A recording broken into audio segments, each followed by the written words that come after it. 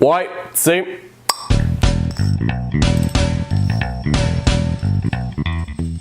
La liberté d'expression. Guys, faut qu'on se parle pendant qu'on a encore le droit. Si 2017 a été l'année des scandales politiques, l'année des scandales sexuels et l'année des Trudeau qui pleurent, elle a été aussi une autre année où la liberté d'expression en a pris un coup. Dans plusieurs campus au Canada et aux États-Unis, plusieurs panélistes ont été barrés de parler. Parce que plusieurs pensent que leurs idées sont ridicules et que certaines personnes croient que ça frôle le discours de la haine. Bon, là on va mettre quelque chose au clair. Je suis pas à la droite, je suis pas un extrémiste, puis je crois sincèrement que tout le monde, peu importe sa race, peu importe son orientation sexuelle, son genre ou sa préférence entre crémeuse ou traditionnelle, a le droit de se sentir en sécurité chez eux. Ça serait rien que de moi, on aurait tous un salaire garanti par l'État, on aurait le droit de marier des objets inanimés, si c'est ça que t'aimes. Les infirmières seraient payées plus que les médecins parce que ils dealent avec plus de marde.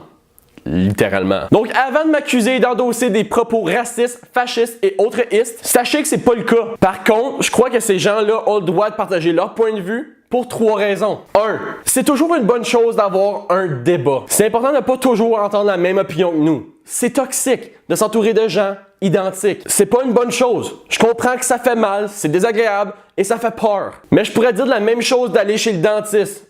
Puis j'y vais quand même. Mais il faut faire attention maintenant, puisque grâce à Internet, c'est facile de se créer une bulle de gens qui pensent, agissent et parlent comme nous. Puis faites-moi confiance, personne gagne quand ça arrive. 2. Les universités, c'est à ça qu'ils servent. Tu vas pas dans une institution comme l'université pour rien questionner et rien changer de ce que tu penses. Tu payes littéralement 8000 $ par année pour qu'on t'apprenne des nouvelles choses. Des choses que parfois vont te choquer. Savais-tu que le Canada faisait encore la vente d'esclaves jusqu'au 19e siècle? Merci HIS 2503. Des choses qui vont te surprendre. Savais-tu que c'est pas vrai que c'est dangereux d'avaler sa gomme? Merci Bio 1720.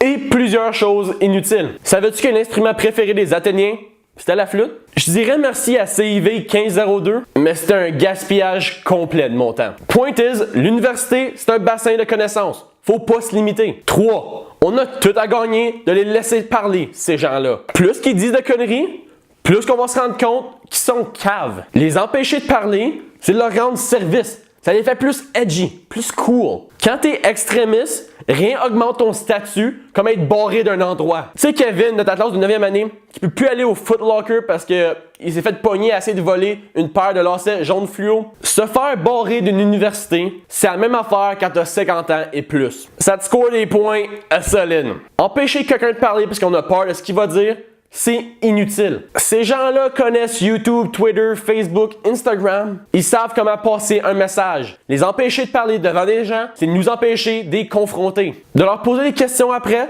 et de comprendre qui exactement les a échappés en bas des marches quand ils étaient enfants. Donc, s'il vous plaît, laissez les gens faire leur discours. C'est à nous d'avoir une tête sur les épaules et de choisir à qui et en quoi on croit. Si vous n'êtes pas capable de faire ça, alors peut-être que l'université, c'est pas la place pour vous. By the way, je dis pas que tout devrait pouvoir être dit sans fondement. La liberté de quelqu'un finit là où celle des autres commence. Il faut pas que ces gens-là encouragent l'abus physique ou verbal. Je dis juste que si quelqu'un veut dire à voix haute que Obama est un lézard déguisé, agent secret de ISIS né au Kenya et qui prend des bains dans du sang de vierge, on a vraiment tout à gagner d'écouter ces morons-là.